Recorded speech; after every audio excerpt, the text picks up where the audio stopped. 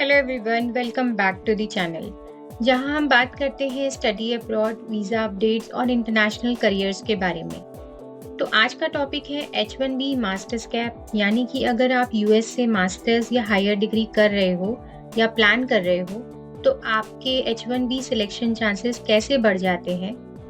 इसे बोलते हैं एडवांस डिग्री एग्जेम्पशन। तो चलिए शुरू करते हैं। तो सबसे पहले ये समझना ज़रूरी है कि H1B वीज़ा का टोटल एनुअल कैप होता है 65,000 रेगुलर वीज़ाज। लेकिन अगर आपने यूएस से एक्रेडिटेड यूनिवर्सिटी से मास्टर्स या हायर डिग्री की है तो आपके लिए एक्स्ट्रा 20,000 वीज़ाज एलोकेट होते हैं।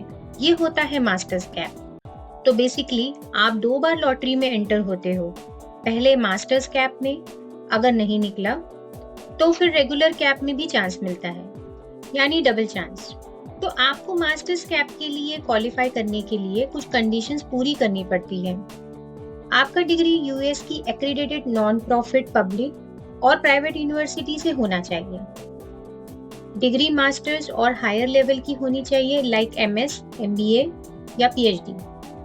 डिग्री मिल चुकी होनी चाहिए बिफोर फाइलिंग H1B पिटीशन। ये याद रखना इम्पोर्टेंट है, अगर आपका ग्रेजुएशन पेंडिंग है जब आपका एम्प्लॉयर आपका पिटीशन फाइल करे तो आप क्वालिफाई नहीं करेंगे मास्टर्स कैप के लिए। तो 2020 के बाद से USCIS ने एक नया रजिस्ट्रेशन प्रोसेस इंट्रोड्यूस किया है। मार्च में ऑनलाइन रजिस्ट्रेशन होती है जिसमें एम्प्लॉयर आपको रजिस्टर करता है। सबसे पहले 20,000 मास्टर्स कैप रजिस्ट्रेशंस का लॉटरी होता है। जिन लोगों का मास्टर्स कैप में नाम नहीं आता उन्हें रेगुलर 65,000 पूल में डाल दिया जाता है। तो दोनों राउंड्स में आपका नाम आ सकता है।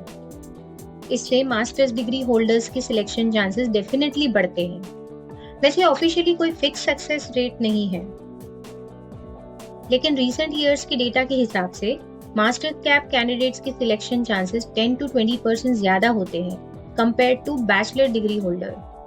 कई सालों में मास्टर्स कैप से सिलेक्ट होने वाले लोगों का रेशियो 60 to 70% तक भी गया है।